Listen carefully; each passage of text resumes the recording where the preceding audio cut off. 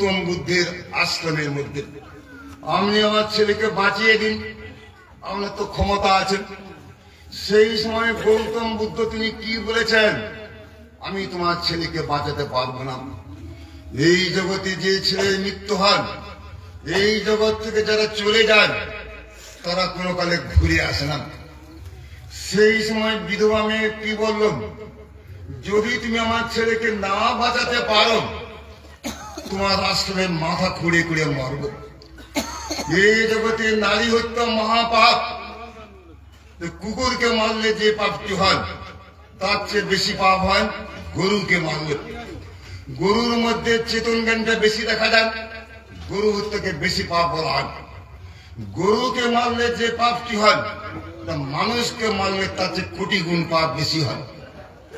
মানুষের মধ্যে চেতন বুদ্ধি বেশি আছে, এটা মানুষকে মারলে যে পাপটি হয় তার চেয়ে কোটি গুণ পাপ বেশি হয়।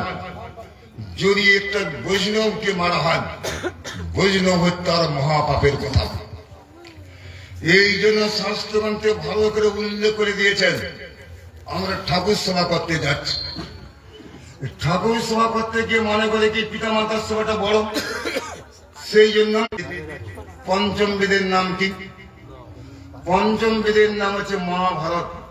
স্বয়ং গণেশ তিনি লিখেছেন, বলে গিয়েছেন যে স্বয়ং বেদব্যাস পঞ্চম বেদ মহাভারতকে জগতে প্রকাশ করেছেন। কে? স্বয়ং বেদব্যাস। এই জগতের লোক মনে করে কি বেদটা হচ্ছে বেদব্যাসের লেখা। সবচেয়ে মূর্খের কথা, বেদব্যাস কখনো বেদ লেখেননি। বেদব্যাস নামটা কেন এসেছে? ভগবান কৃষ্ণের নিঃশ্বাস থেকে বেদের সৃষ্টি। স্বয়ং ভগবান কৃষ্ণের নিঃশ্বাস থেকে বেদের সৃষ্টি হওয়ার জন্য নিগম বলা হয়। নিগম মানে কি? বেদ শাস্ত্র। আগম কাকে বলা হয়? যদি প্রশ্ন করা হয়, আগতং শিব বক্তব্যম শ্রোতং গিরিজা সুতম মতঞ্চ বাসুদেবস্বম আগম উচ্চতে, সেই দিকে আগম শাস্ত্র বলা হয়। গিরিজা সুতম স্বয়ং পার্বতী দেবী শ্রবণ করে যাচ্ছেন। আবার মতঞ্চ বাসুদেবস্বম স্বয়ং শিব ঠাকুর, সেদিকে আগম বলা হয়। আগম আর নিগম শাস্ত্রগ্রন্থের মধ্যে প্রমাণ পাওয়া যায়। সেই বেদের মধ্যে কি প্রমাণ পাওয়া যায়? মহাভারতের মধ্যে ইনি পঞ্চম বেদ মহাভারত জগতে রচনা করে গেলেন বেদব্যাস। মনের মধ্যে শান্তি নাই, সুখ নাই। এত বড় গ্রন্থ জগতে প্রকাশ করে গেলাম। তিনি বদরিকা আশ্রমের মধ্যে নিত্যানন্দ প্রভু, অদ্বৈতাচার্য নরোত্তম দাস ঠাকুর, সমানন্দ প্রভু, শেষ করে পেলেন কে? জগন্নাথ দাস বাবাজি মহারাজ, ভক্তি বিনোদ ঠাকুর, গৌর কিশোর দাস বাবাজি মহারাজ, ভক্তি শ্রীরান্ত প্রভুপাদ, ভক্তি প্রজ্ঞান কেশব গোস্বামী মহারাজ, ভক্তি বেদান্ত বামন গোস্বামী মহারাজ। এই জন্য গুরু পরম্পরা থাকবে আমাদের। এই জগতের লোক গুরু বহন করতে যান। যদি আমরা গঙ্গা জল পান করতে চাই, গঙ্গার কাছে যেতে হয়। পুকুরে চারটি সম্প্রদায়ের গুরুকে গ্রহণ করতে হয়। চারটি সম্প্রদায়ের গুরুকে যদি না গ্রহণ করা হয় মন্ত্রের কোনো ক্রিয়া হবে না। সেটি কিন্তু আমার কথা নয়, পদ্ম পুরাণের শ্লোকটি দেওয়া আছে। সম্প্রদায় বিনা যে মন্ত্রাস্তে বিফলা মতন। চারটি সম্প্রদায় দেখা যায় কলিকালে। কোন কোন সম্প্রদায়? শ্রী সম্প্রদায়, ব্রহ্মমাধ্য গৌড়ীয় সম্প্রদায়, রুদ্র সম্প্রদায়। আরেকটি সম্প্রদায়ের নাম কি? চতুর্শন সম্প্রদায়, সনক সম্প্রদায়। শ্রী সম্প্রদায়ের কে দীক্ষা দিয়েছেন প্রথম? স্বয়ং নারায়ণ তিনি দীক্ষা দিয়েছেন লক্ষ্মী দেবীকে। লক্ষ্মী মন্ত্র গ্রহণ করো। সেই লক্ষ্মী দেবীকে মন্ত্র দিলেন কে? নারায়ণ। নারায়ণ হচ্ছে আদি গুরু। সেইখান থেকে মন্ত্রে পেয়েছেন লক্ষ্মী দেবী। পরবর্তীকালে মন্ত্র কে পেয়েছেন? রামানুজাচার্য। শ্রী সম্প্রদায়াচার্যের নাম হচ্ছে রামানুজ। রামানুজাচার্যের জন্মস্থানটি কোথায়? সেই ব্রহ্মার কাছ থেকে দেবর্ষি নারদ, নারদের কাছ থেকে বেদব্যাস। পরবর্তীকালে মধ্যাচার্য। এই যে বিজয়া দশমী পালন করি আমরা, 3 দিন বা 4 দিন দুর্গা পূজার করার পরে ষষ্ঠী, সপ্তমী, অষ্টমী, নবমী, দশমীর দিন দুর্গা দেবীকে বিসর্জন দেওয়া হয়। এই জগতের লোক মনে করে বিজয়া দশমী, সেটিকে বিজয়া দশমী বলা হবে না। বাবার বাড়ি ছেড়ে চলে যাচ্ছে মা স্বামীর বাড়িতে, বাবার মনের মধ্যে কি দুঃখ, বাবার চোখ দিয়ে জল বেরোচ্ছে, তোর মায়ের চোখ দিয়ে জল বেরোচ্ছে, সেই দিনকে বলা হয়েছে বিজয়া দশমী, সেই দিকে বিজয়া দশমী বলা হবে না। সেই দিন কি আমাদের যে গুরুপাদ পদ্ম মধ্যাচার্যের জন্মদিন, সেই জন্য আমরা মধ্যাচার্যের জন্মতিথি পালন করা হয়। তিনি বিজয় করেছিলেন এই জগতে, মধ্যাচার্য। দেখুন, আবার অন্য সম্প্রদায় কি দেখা যায়, রুদ্র সম্প্রদায়। স্বয়ং নৃসিংহদেব মন্ত্র দিয়েছিলেন শিব ঠাকুরকে, তুমি মন্ত্র গ্রহণ করো।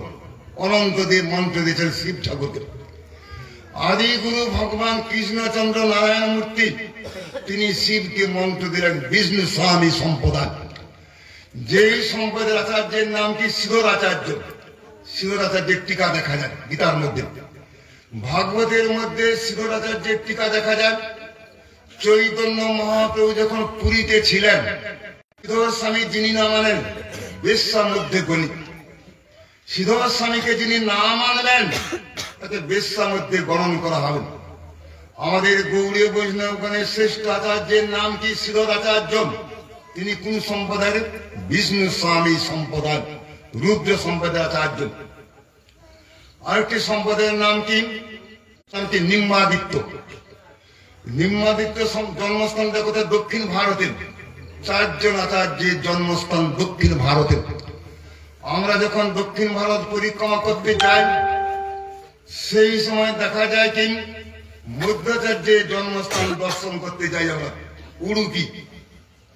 সেটি কোথায়, কর্ণাটক রাজ্যের মধ্যে, ম্যাঙ্গালোর ডিস্ট্রিক্টের মধ্যে মধ্যাচার্যের জন্মস্থান দেখা যায়।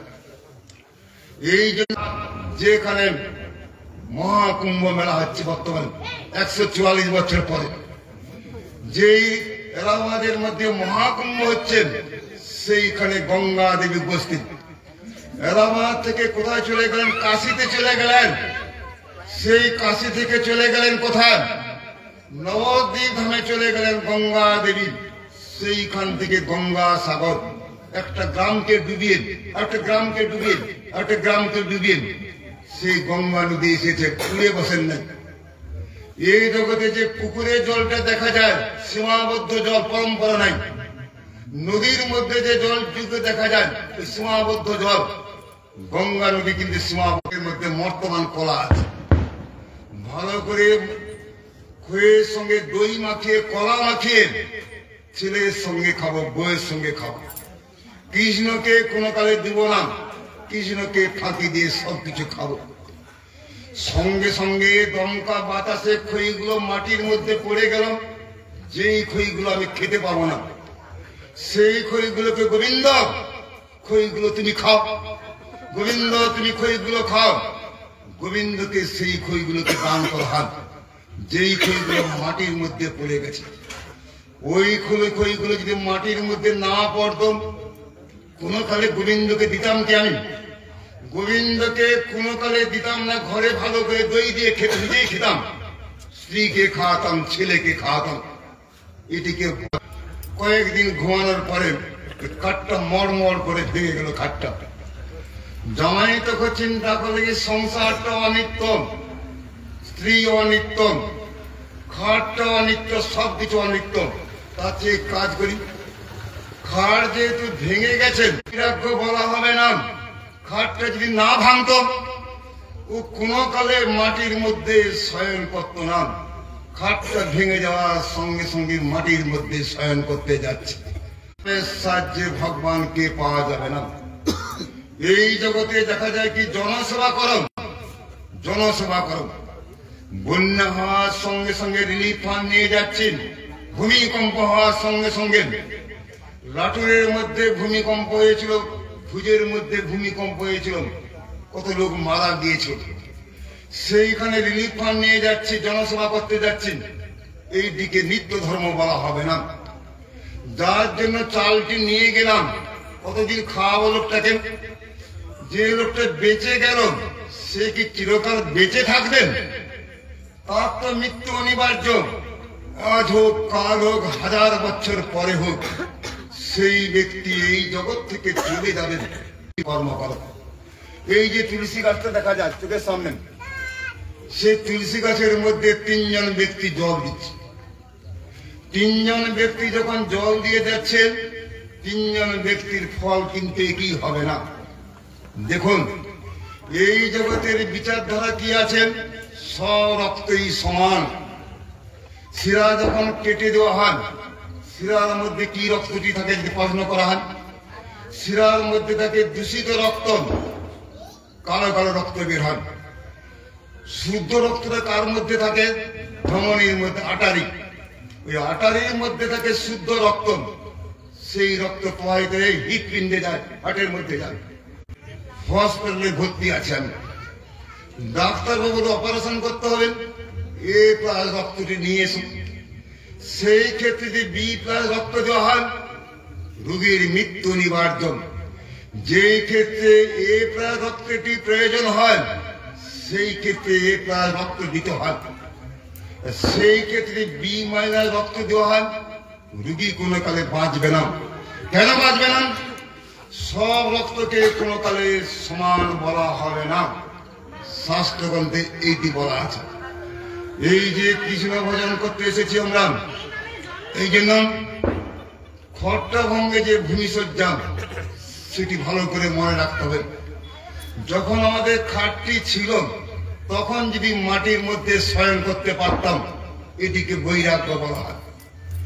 3 প্রকার বৈরাগ্যের সাহায্যে কৃষ্ণকে লাভ করা যায় না। স্বয়ং চৈতন্য মহাপ্রভু রঘুনাথ দাস গোস্বামীকে তিনি বলে গেলেন, ওই রাস্তা দিয়ে যদি কেউ ফলটি নিয়ে যান, সঙ্গে সঙ্গে লম্ফ দিয়ে ফলটা নিয়ে চলে যান। কোথায় গেল বৈরাগ্য?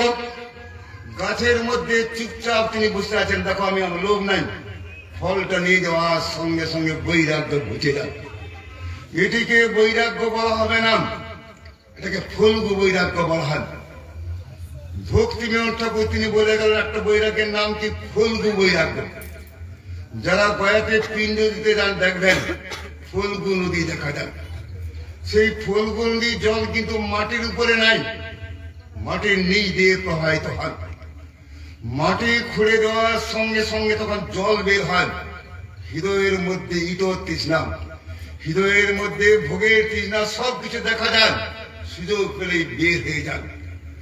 ফলগু বৈরাগ্যকে কখনো বৈরাগ্য বলা হয় না। একটা বৈরাগ্যের নাম কি? শ্মশান বৈরাগ্য। স্ত্রী যখন মারা গেল, স্বামী চিন্তা করলো কি শ্মশানে গিয়ে থাকতে হবে। গৃহিণী বিনা সংসার অন্ধকার হয়ে গেল, ঘরে ফিরে চল। এইটি শোনার সঙ্গে সঙ্গে বৈরাগ্য ঘুচে গেল, সঙ্গে সঙ্গে ঘরে ফিরে এল। শ্মশান বৈরাগ্যকে সাহায্যে কখনো কৃষ্ণকে লাভ করা যাবে না। যদি কৃষ্ণকে লাভ করতে একটি মাত্র বৈরাগ্যের কথা বলা হচ্ছে, অনাসক্তস্য বিষয়ান যথার উপজঞ্জতম নির্বন্ধ কৃষ্ণ সম্বন্ধে যুক্ত বৈরাগ্য উচ্চতে। যুক্ত বৈরাগ্যের সাহায্যে কৃষ্ণকে লাভ করা যায়। অন্য বৈরাগ্য প্রকাশ সম্পত্তির মালিক, সারা জীবন গোবিন্দের নাম কিন্তু কিছু করেনি। একদিন বারান্দার মধ্যে চেয়ারের মধ্যে বসে আছে লালাবাবু। মেয়ে বলছে বাবাকে, বাবা সন্ধ্যা যে হয়ে যাচ্ছে, গরু কখন গোয়ালের মধ্যে তুলবেন? গরু কখন গোয়ালের ঘরে তোলা হবে? এইটি শোনার সঙ্গে সঙ্গে লালাবাবুর মনের মধ্যে বৈরাগ্য এসে গেল। হায় হায়, জীবন সন্ধ্যা নেমে গেল, আমি আর কতদিন বাঁচবো? আমি তো আমার সমাপ্ত হয়ে গেল, আমি তো গোবিন্দ ভজন করলাম না। এই বলে জমিদারি সবকিছু ত্যাগ করে দিয়ে লালাবাবু চলে গেলেন বৃন্দাবনের মধ্যে। সেই বৃন্দাবনে থেকে তিনি মাধু করে ভিক্ষা করছেন। যে জমিদার, তিনি ঘরে ঘরে গিয়ে ভিক্ষা করতে শুরু করলেন। সেই লালাবাবুর বাড়িতে একজন দাসী ছিল। সে দাসী চিন্তা আসপদ, দাসীর তো আসপদটা কম না, আমার বিছানার মধ্যে শুয়ে আছে। সেই সময় দাসী তিনি কি বললেন, আমি মাত্র কয়েক মিনিট শুয়েছিলাম, তার জন্য 100 বার বেত্রাঘাত খেতে হচ্ছে। আর তুমি সারা জীবন ঘুমিয়েছ, তাহলে তুমি কতবার বেত্রাঘাত খাবে? মাত্র কয়েক মিনিট শুয়েছিলাম, তার জন্য 100 বার বেত্রাঘাত। আর তুমি সারা জীবন এই বিছানার মধ্যে কাটিয়েছ, তোমাকে সারা জীবন বেত্রাঘাত খেতে হবে। তুমি দাসী নন আমার, তুমি আমার চোখটি খুলে দিয়েছ। দাসীর কাছে ক্ষমা যান। কয়েক হাজার টাকার মালিক তিনি ছিলেন। কয়েকদিন পূর্বে তিনি মারা গেলেন। তিনি যাওয়ার সময় তিনি কি নিয়ে গেলেন? শূন্য হাতে জগৎ থেকে চলে গেল, একটি টাকাও সঙ্গে করে নিয়ে যেতে পারল না জামশেদজি টাটা। সেই জন্য শাস্ত্রগ্রন্থে চৈতন্য মহাপ্রভু তিনি বলে গেলেন, সেই জন্য চৈতন্য মহাপ্রভু বলে গেলেন, ধনীকে কৃষ্ণ ধনে ধনী, যিনি সবসময় কৃষ্ণ নামটি করেন তাকে ধনী বলা হয়। শিবাসের বাড়িতে, শিবাসের নাম তো শুনেছেন, শ্রীকৃষ্ণ চৈতন্য প্রভু নিত্যানন্দ, শ্রী অদ্বৈত গদাধর শিবাসাদি গৌর ভক্তবৃন্দ, যার আঙিনার মধ্যে মহাপ্রভু কীর্তন করতেন। তার বাড়ির মধ্যে ছোটবেলাতে যিনি বাবা মাকে হারান, তার মতো দুঃখী ব্যক্তি কে আছে? তার নাম রাখা আছে দক্ষিণ। তিনি শিবাসের বাড়িতে বাসন মাজেন, প্রতিদিন গঙ্গা জল নিয়ে এসে গোবিন্দের সেবা করতে যান। চৈতন্য মহাপ্রভু দর্শন করলেন, এই যে ছোট মেয়েটা, নামটা কি? শিবাসকে জিজ্ঞাসা, শিবাস বলো তো মেয়েটার নাম কি? দুঃখী। আরে এই জগতে দুঃখী কারা? এই জগতে সম্পত্তি হারিয়ে এই জগৎ থেকে শূন্য হাতে যারা চলে যায় তারা সবচেয়ে দুঃখী ব্যক্তি। যে সারা জীবন গোবিন্দের সেবা করে গেল, গোবিন্দের বাসন যিনি মার্জন করেছেন, গঙ্গা জল দিয়ে গোবিন্দের সেবা করেছেন, সেই সবচেয়ে সুখী ব্যক্তি। চৈতন্য মহাপ্রভু তিনি কি বলে গেলেন? এর নাম আজ থেকে সুখী রাখা হোক, সুখী রাখা হোক, সুখী রাখা। সেই দিন থেকে দুঃখীর নাম পরিবর্তন হয়ে গেল সুখী, সুখী, সুখী। সুখী তাকে সেই ব্যক্তিকে বলা হয়। এই জন্য শাস্ত্রগ্রন্থে যে কথাগুলো যদি হরিভজনটা করা হয়, এই জগতে সবকিছু ছেড়েই যাব, পরমার্থ ধনটি চোর কখনো চুরি করতে পারবে না। গোলক বৃন্দাবনে নিত্য বাসস্থানে পৌঁছে যাব, এই জগতে চিরকাল থাকবো না আমরা। যদি মনে করি এই ঘরটার মধ্যে চিরকাল থাকবো, কে হাত তুলে বলুন তো চিরকাল থাকবো? এই ঘরের মধ্যে আমি লেপ তোষক বিছিয়ে মাথার মধ্যে বালি দিয়ে ঘুমাচ্ছি আরাম করে, আমার ঘর আমি ঘুমাবো। যেই মুহূর্তে মৃত্যুটি আমার হয়ে গেল, ছেলে বলবে কি ঘরের মধ্যে বেশিক্ষণ রাখা যাবে না। ঘরের মধ্যে যদি বেশিক্ষণ রাখা যায়, দেহখানা গলে যাবে, পচে যাবেন, দেহের মধ্যে পোকা লেগে দুর্গন্ধ ছড়াবেন, ঘরের মধ্যে গোবর ছড়াবে, বের করে দেবে। যাকে আমরা বাবা জ্ঞান করতাম, ডেড বডি জ্ঞান করে ঘরের বাইরে বের করে দেওয়া হচ্ছে, ঘরে রাখতে ভয় খাচ্ছে। সারা জীবন যাকে প্রণাম করেছি, আলিঙ্গন করেছি, মরার সঙ্গে স্বয়ং ভগবান কৃষ্ণচন্দ্র বলে গেলেন, যেখানে তোমার ঘর সেইখানে চলো, back to god head, back to home. যেখানে গেলে আর ফিরে আসতে হবে না, যেখানে কখনো করোনা ভাইরাস প্রবেশ করতে পারবে না। 70 লক্ষ লোক মারা গেল করোনা ভাইরাস হয়ে। যদি গোলক বৃন্দাবনে থাকতাম, মৃত্যু তো হতো আমাদের, কেউ মরত না। গোলক বৃন্দাবনে যদি থাকতাম আমরা, সেখানে গেলে কখনো গলার মধ্যে ক্যান্সার রোগ হবে না, সেখানে গেলে কখনো মাথার চুল পাকবে না, সেখানে যাওয়ার সঙ্গে সঙ্গে কোমরে যন্ত্রণা হবে না, দাঁত পড়বে না, কোনো কিছু হবে না। সেইটি আমাদের নিত্য বাসস্থান। ন তদ্ভাসয়তে সূর্যম ন শশাঙ্ক ন পাবকম যদ্গত্বা ন নিবর্তন্তে তদ্ধামং পরমম। হে অর্জুন, যেখানে গেলে আর কোনো কালে ফিরে আসতে হবে না, সেইটি তোমার ধাম, সেইটি তোমার নিত্য বাসস্থান। এই জগতে হরিভজন করতে চায় না। মা চিন্তা করে কি ছেলেকে সাঁতার শেখাবো, মা মনে মনে চিন্তা করে কি ছেলে যদি জলের মধ্যে নামে, ছেলে যদি হাবুডুবু খেতে খেতে মারা যায়, তাতে এক কাজ করি, সাঁতার যদি শিখতে চায় ছেলেটা আমার, ডাঙার মধ্যে সাঁতার শিখবো, খাবো 3 বার হাবুডুবু খাবো, তারপরে দক্ষ সাঁতারু যখন হয়ে যাব, নদীর এপার থেকে ওপারে সহজে পৌঁছে যাব। যখন এই পথে চলতে যাই, পথের মধ্যে কাকড় ছড়ানো আছে, ওই কাকড় ছড়ানো আছে মনে করে যদি হাঁটা না করি, কোন কালে গন্তব্যস্থলে পৌঁছতে পারবো না। যদি গন্তব্যস্থলে পৌঁছতে হয়, আমাদের কাজটা কি হবে? এই কাকড়কে সরিয়ে মধ্যে একটা সুন্দর কাহিনী আছে। গাছের মধ্যে একজন যুবক উঠে গেছে, সেই গাছের মধ্যে কি আছে? মৌচাক। মৌচাকে কি থাকে? মৌচাকের মধ্যে মধু থাকে, কিন্তু সুন্দর মধু থাকে। আর কি থাকে? মৌমাছি। সেই মৌমাছিরা কিন্তু মৌচাকটা তৈরি করে, সেখানে ভনভন করতে থাকে। সেই যুবকটা কিন্তু গাছের মধ্যে উঠে গিয়ে জিভটা পেতে আছে, মধু পান করব, মধু পান করব। যেই মুহূর্তে মধু পান করতে যাব আমরা, মাঝে মাঝে কিন্তু মৌমাছির দংশন সহ্য করতে হবে। মৌমাছি কিন্তু মাঝে মাঝে কিন্তু ফুল ফুটাবে। সেই পথ দিয়ে যুধিষ্ঠির মহারাজ হেঁটে যাচ্ছে। আরে যুবক, গাছ থেকে নেমে আ, তোকে দংশন করার জন্য গাছের নিচ দিয়ে সাপ উঠে যাচ্ছে। সেই যুবক কি বলল? আর একটু মধু পান করি, আর একটু মধু পান করি। এই মধু পান করতে করতে দেখা গেল কি সাপটা উঠে গেল। সাপটা উঠে গিয়ে দংশন করলো যুবককে। মধু পানের সমাপ্তি। সাধুর কথা না শোনার জন্য মধু পানের সমাপ্তি হয়ে গেল। এখানে বৃক্ষটি সংসার বৃক্ষ। সংসার বৃক্ষের মধ্যে আমরা কি সেইখানে বাস করছি আমরা। মধু মানে কি? জড় সুখ। এই জগতে সুখকে ভোগ করতে চাই, মধু পান করতে চাই। যেই মুহূর্তে জড় সুখকে ভোগ করতে যাই আমরা, মৌমাছির দংশন সহ্য করতে হয়। স্ত্রী যদি শাড়িটি না কিনে দেওয়া হয়, স্বামীর গায়ে ঝাঁটা মারতে শুরু করবে। মান করে স্বামীর বাড়ি ছেড়ে বাবার বাড়ি চলে যাবে। এই জগতে মৌমাছির দংশন সহ্য করতে বাধ্য। কেন? এই জগতের সুখ যখন ভোগ করতে যাই, সুখ ভোগ করি, সুখ ভোগ করি, সুখ ভোগ করি। আরো কিছুদিন মধু পান করি, মধু পান করি, মধু পান করি। তারপরে কিন্তু গাছ থেকে নামবো, সঙ্গে সঙ্গে গাছের নিচে উঠে গেল কি সাপ। এখানে সাপ থেকে মৃত্যুরূপী সর্প। মৃত্যু আসার সঙ্গে সঙ্গে জড়সুখের সমাপ্তি। আর কিন্তু জড়সুখ ভোগ করতে পারলাম না, কারণ সাপ তো দংশন করলো। সাপ মানে কি?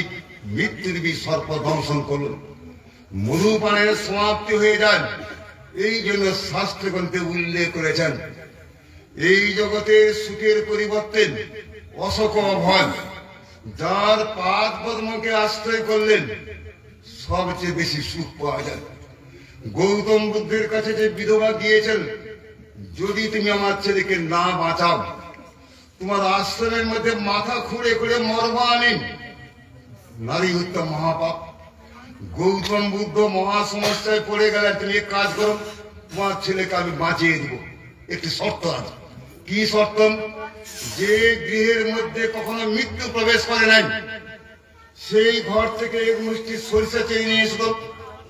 যেই ঘরের মধ্যে কোনো কালে মৃত্যু প্রবেশ করে নাই, সেই ঘর থেকে তোমাকে এক মুষ্টি সরিষা আনতে হবে। সঙ্গে সঙ্গে বিধবা তিনি চলে যাবে। যে ঘরের মধ্যে যায় আমার বাবা মারা গেছে, ঠাকুরদা মারা গেছে, তার ঠাকুরদা মারা গেছে, মৃত্যুহীন সংসার জগতে নাই। প্রতিটা সংসারের মধ্যে মৃত্যু প্রবেশ করেছে। সঙ্গে সঙ্গে বিধবার ভুল ভেঙে গেল। গৌতম বুদ্ধের পায়ে পড়ে গেলেন, দাও হে অমৃত দীক্ষা। সঙ্গে সঙ্গে তার পায়ে পড়ে অমৃত দীক্ষা আমাকে দাও। এই জন্য শাস্ত্রগ্রন্থে মেন কথা জিনিসটা কি? কৃষ্ণ ভজনটি করতে হয়। অনেকে করে কি? দীক্ষা নিয়েছেন, কপালের মধ্যে তিলক নাই, গলার মধ্যে মালা নাই, হৃদয়ের মধ্যে গোবিন্দকে ধারণ করেন। পদ্মকরণের শ্লোকটি দেওয়া আছে, ললাটে তিলকং নাস্তি, কণ্ঠে নাস্তি ইতি কণ্ঠিকা, হৃদয়ে নাস্তি গোবিন্দ স নর ব্রহ্মরেক্ষস। সেই ব্যক্তিকে ব্রহ্মরেক্ষস বলা হয় যার কপালে তিলক নাই। এই যে নবদ্বীপ ধাম পরিক্রমা করতে যাওয়া হয়, বিদ্যানগর। সেখানে চৈতন্য মহাপ্রভু শিক্ষা অর্জন করতে যেতেন, চুলের মধ্যে শিক্ষা অর্জন করতে। কোথায়? বিদ্যানগর। একদিনে পড়ুয়া সে আহ্নিক করে চলে গেছে। চৈতন্য মহাপ্রভু জিজ্ঞাসা করলেন, তুমি কি আহ্নিক করেছ? হ্যাঁ, আমি আহ্নিক করেছি। তুমি যদি আহ্নিক করে থাকো তো কপালে তিলকটা কোথায়? তিলক বাদ দিয়ে আহ্নিক করা যায় না। যারা তিলক বাদ দিয়ে আহ্নিক করতে যায়, তিলক বিহীন সন্ধ্যা তা জানিও বন্ধা। বন্ধা কাকে বলা হয়? যে নারীর কোনো কালে সন্তান হবে না সেই মেয়েকে বন্ধা নারী বলা হয়। যে মেয়ের কোনোদিন ছেলে মেয়ে হবে না বন্ধা বলা হয়। তুমি আহ্নিক মন্ত্র জপ করা সত্ত্বেও তুমি কোনো ফল লাভ করতে পারবে না, যেহেতু তোমার কপালের মধ্যে তিলক নাই। যাও তিলক করে আবার তুমি আহ্নিক করে এসো। চৈতন্য মহাপ্রভু শিক্ষা দিয়ে গেলেন, ললাটে তিলকং নাস্তি। তিলক মানে কি? হরি মন্দির। তিলক মানে কি? সামান্য নয়, হরি মন্দির বলা হয়। ব্রহ্মা বিষ্ণু মহেশ্বরের অধিষ্ঠান। দুটো দান্ডি দেখা যায়, এক ধারে ব্রহ্মা, দ্বিতীয় ধারে কে? মহেশ্বর। মাঝখানে যে ফাঁকা জায়গাটি দেখা যায় স্বয়ং ভগবান কৃষ্ণের স্থান। স্বয়ং ভগবান কৃষ্ণ অধিষ্ঠান করেন ফাঁকা স্থানের মধ্যে। এই জন্য হরিভক্তি বিলাসে উল্লেখ করা আছে, তিলকের মাঝখানে কখনো ফোঁটা দিতে নাই, সিঁদুর দিতে নাই। সেখানে পরিষ্কার উল্লেখ করা আছে, যদি তিলকের মাঝখানে কোনো ফোঁটা দেওয়া হয় আবর্জনা লেপন করা হয়। সেখানে আবর্জনা লেপন কখন করা হয়? তিলকের মধ্যে যদি কোনো কিছু দেওয়া হয়, সিঁদুর, তিলকের মধ্যে তিলকের ফোঁটাও দেওয়া হয়, আবর্জনা, সেটা পরিষ্কার করে ফাঁকা রাখতে হবে। তিলকের হরি মন্দির। সেই হরি মন্দিরের অপর নামটা কি কে বলতে পারেন? হরি মন্দিরকে বলা হয় ঊর্ধ্ব পুণ্ড। ঊর্ধ্ব পুণ্ড বলা হয়। পুণ্ড মানে কি? গতি। তিলক করার সঙ্গে সঙ্গে গোলক বৃন্দাবনের দিকে গতি হবে। দেখুন দান্ডি কার দিকে আছে? উপর দিকে দান্ডি আছে। এই জগতের কি দেখা যায় কি, ঘর তৈরি করতে গেলে পিলারটা কোন দিকে থাকে? নিচের দিকে। কিন্তু গোলক বৃন্দাবনের পিলারটা কোন দিকে? উপর দিকে। দুটো দান্ডি। গোলক বৃন্দাবনের পিলার আছে উপর দিকে। এই হরিমিন্দ যদি অঙ্কন করা হয়, ঊর্ধ্ব পুণ্ড, পুণ্ড মানে গতি, গোলক বৃন্দাবনের দিকে গতি হয়ে যাবে। কণ্ঠে নাস্তি ত্রিকণ্ঠিকা। যার গলার মধ্যে 3 ফের মালা নেই, কমপক্ষে 3 ফের মালা রাখতে হবে, সেটি মনে রাখতে হবে। 1 ফের মালা অনেকের গলার মধ্যে দেখা যায়, 2 ফের মালা গলার মধ্যে দেখা যায়। মাছ মাংস খাচ্ছে ভালো করে, মাছ মাংস খেয়ে গলার মধ্যে মালা রেখে লাভটা কি? মালাকে অপমান করা হয়। কণ্ঠে নাস্তি ত্রিকণ্ঠিকা, 3 ফের তুলসীর মালা থাকবে। হৃদয়ে নাস্তি গোবিন্দ, হৃদয়ের মধ্যে গোবিন্দকে যিনি ধারণ করতে পারেননি, স্বরূপ ব্রহ্মর এক কোশল। এই জন্য আমাদের প্রধান কাজ কি? এই সমস্ত অলঙ্কার আমাদের করতে হবে। মায়েদের যখন বিয়ে হয় হাতের মধ্যে শাঁখা থাকে কিনা, কপালের সিঁথির মধ্যে সিঁদুর দেখা যায়। কেন? আমার যে স্বামীর সঙ্গে যে বিয়ে হয়েছে তার প্রমাণ চিহ্ন কি? সিঁথির মধ্যে সিঁদুর, হাতের মধ্যে শাঁখা। ওই দুটি বস্তু যদি না থাকেন তখন কিন্তু সদভাবনা কেউ বলবে না। যদিও কলিকালে দেখা যায় যে মেয়েদের বিয়ে হয়ে গেছে, হাতের মধ্যে শাখাও নাই, কপালে সিঁদুর নাই, আর তার পিছনে এই জগতে ছেলেরা করে কি লাইন লাগাতে শুরু করে, যেহেতু কপালে তিলক নাই, ই নাই, সিঁদুর নাই, হাতের মধ্যে শাখা নাই, এই ওদের কুমারী মেয়ে। এই কুমারী মেয়ে চিন্তা করার সঙ্গে সঙ্গে পিছান পিছান দৌড়াচ্ছে ছেলেরা। যদি কপালের মধ্যে সিঁদুর যদি থাকতো, স্মৃতির মধ্যে হাতের মধ্যে শাখা থাকতো, কেউ দৌড়াতো। এই জন্য কি এইটি আমাদের চিহ্ন।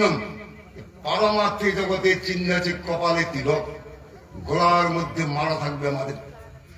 মরণকালে যখন দেখা যাবে কি গলার মধ্যে যখন ত্রিকণ্ঠিকা থাকবেন, কপালে তিলক থাকবেন, জম দুর্গণ ভয় পেয়ে যাবে। একে নিয়ে যাবো কি করে? কপালে তিলক আছে, কপালের মধ্যে হরি মন্দির অঙ্কিত আছেন, গলার মধ্যে ত্রিকণ্ঠিকা আছেন, একে নরকে নিয়ে যাওয়া হবে না। দেখুন এই সমস্ত শাস্ত্রগ্রন্থের মধ্যে প্রমাণটি পাওয়া যায়। এই জন্য মরার সময় হাসতে হাসতে জগৎ থেকে চলে যান। যদি মরার সময় কৃষ্ণ নামটি করতে পারি, আমরা হাসতে হাসতে জগৎ থেকে চলে যেতে পারবো। এই জগতের লোক মনে করে কি দরকার কি কৃষ্ণ ভজন না করে একটা বস্তু পাওয়া যায় বাজারে কিনতে, সে বস্তুর নাম কি নাইট্রাস অক্সাইড, যার নাম কি লাফিং গ্যাস বলা হয়। লাফিং গ্যাসের কেমিক্যাল ফর্মুলাটি N2O। নাইট্রাস অক্সাইড এত কষ্ট করে হরিভজন করে লাভটা কি আছে, কাজ করি লাফিং গ্যাসটাকে নাকের কাছে ধরি, হাসতে হাসতে মৃত্যু হবে। কারণ লেখা তো আছে হাসতে হাসতে যদি মৃত্যু হয় গোলক বৃন্দাবনে গতি হবে। এইটি মনে করার সঙ্গে যদি ওই লাফিং গ্যাসটা যদি নাকের কাছে ধরা হয় আত্মঘাতী বা নরকে গতি হবে। কেন? ওই লাফিং গ্যাসটা হচ্ছে মৃত্যুর কারণ, আত্মঘাতী। গোবিন্দের নাম করতে করতে হাসতে হাসতে যদি মৃত্যু হয় সেইটি যথার্থ। এই জন্য শাস্ত্রগ্রন্থে পরম মঙ্গলময় ভগবানকে ডাকবেন আমরা। একটি কাহিনী বলে প্রতিদিন বেলা 2 বেলা করে পাঠ করা হচ্ছে, দেখুন 2 বেলা 3 বেলা।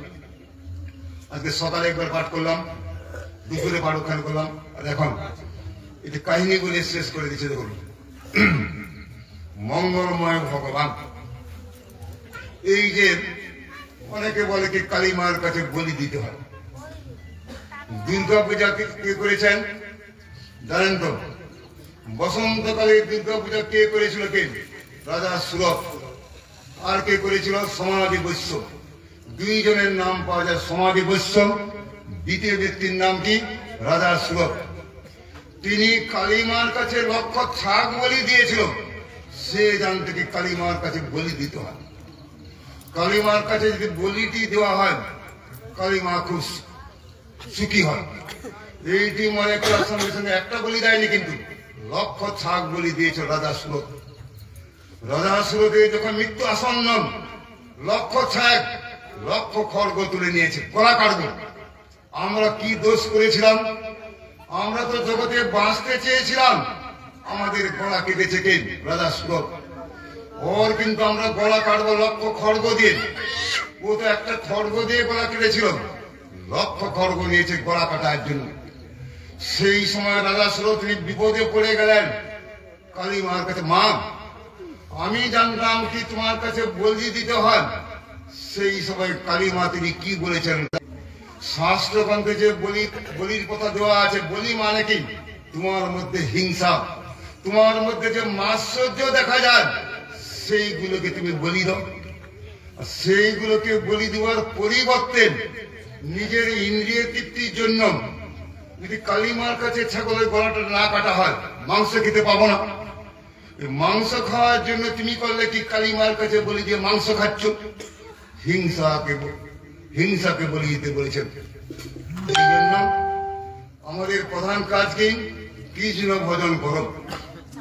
এই সম্বন্ধে আগামীকাল যেখানে কালী মন্দির থেকে আছে, ওখানে কালী মার সঙ্গে কৃষ্ণের যে কি সম্পর্ক ওইটি বলতে ব্যাখ্যা করতে গেলে 1 ঘন্টা বেশি লাগবে।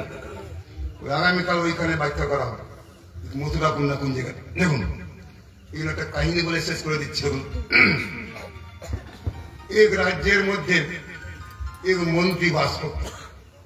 মন্ত্রী ছিল পরম ধার্মিক। ভগবান যা করে মঙ্গলের জন্য, ভগবান যা করে মঙ্গলের জন্য।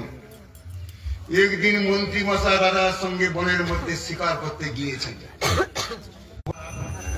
রক্তের বন্যা বয়ে যাচ্ছে, যন্ত্রণায় কষ্ট পাচ্ছি আমি, আর তুমি বলছো কি ভগবান যা করে মঙ্গলের জন্য। সঙ্গে সঙ্গে রাগ করে কূপের মধ্যে নিক্ষেপ করো। এটা কূপের মধ্যে থাক। মন্ত্রীকে কূপের মধ্যে নিক্ষেপ করো। স্বয়ং মহারাজ তিনি একা শিকার করতে বেরিয়েছেন, আমি একাই যাবো শিকার করতে। যখন তিনি একা শিকার করতে বেরিয়েছেন, ডাকাতের দল বেরিয়েছে। কালীমার কাছে বলি দেওয়া হবে, নরবলি। যখন নরবলি দিতে যাচ্ছে রাজাকে, সঙ্গে সঙ্গে মহারাজ চিন্তা করলো ভগবান যা করে মঙ্গলের জন্য। এই আঙ্গুলটা কেটে যাওয়ার জন্য আমি বেঁচে গেছি। আঙ্গুল যদি আমার না কাটা থাকতো, ওই ডাকাতের দল আমাকে গর্দান দিত, আমার মরে যেতাম। সঙ্গে সঙ্গে মন্ত্রী চরণে অপরাধ করে ফেলেছি, মন্ত্রীর কাছে গিয়ে ক্ষমা চাইতে হবে। কূপ থেকে মন্ত্রীকে তুললেন, মন্ত্রী বল আপনি আমাকে ক্ষমা করুন। সঙ্গে সঙ্গে মন্ত্রী বলছে কিনা ভগবান যা করে মঙ্গলের জন্য। ভগবান যা করে মঙ্গলের জন্য মানে কি?